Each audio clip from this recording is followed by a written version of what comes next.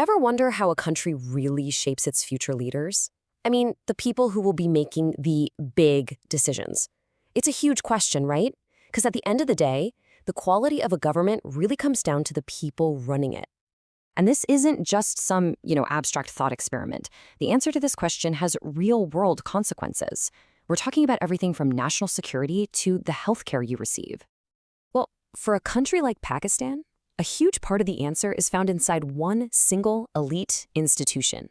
This is the place where leadership isn't just learned, it's forged. It's where they shape the very individuals who will go on to run the country. All right, let's dive in. We're talking about the National School of Public Policy, or as you'll hear it called, the NSPP. Think of it as Pakistan's ultimate leadership academy. So what's its job?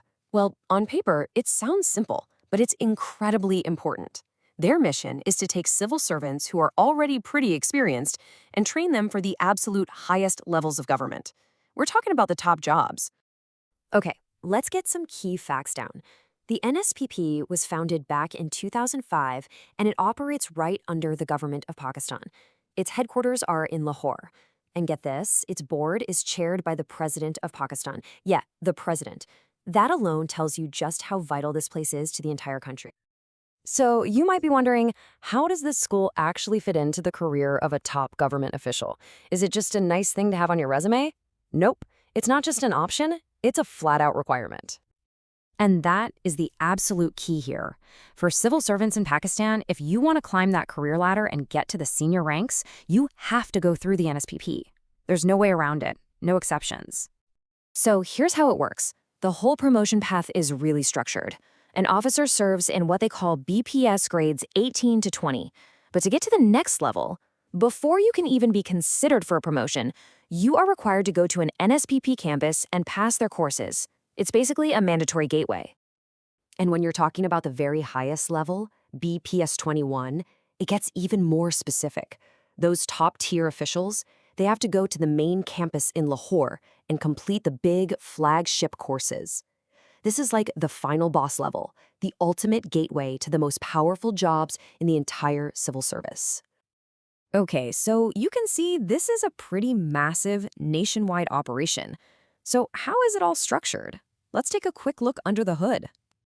The whole school basically runs on a hub-and-spoke model. You've got these central, integral units in Lahore, which includes the super prestigious Pakistan Administrative Staff College, and then branching out from there are the constituent units. These are the regional campuses in all the major cities, which makes sure this mandatory training can happen all across the country.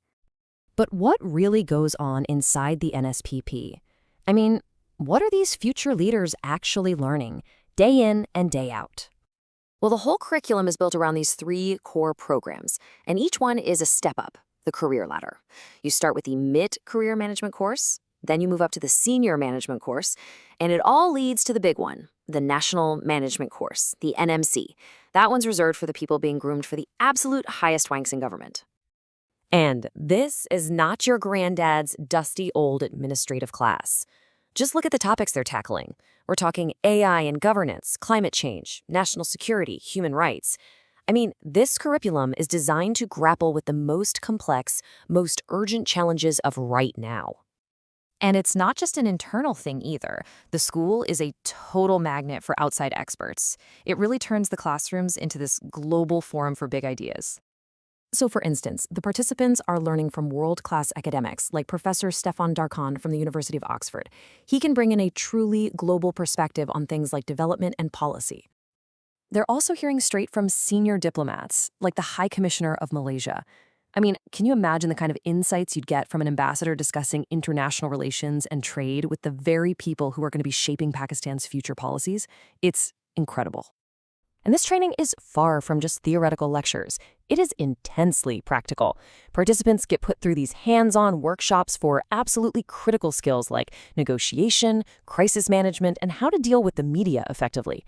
These are the real-world tools every modern leader needs. So, okay, we've seen all the courses, the big-name speakers, the intense workshops, but let's zoom out. What's the big picture here? Why is this one institution so incredibly important? What's the end game?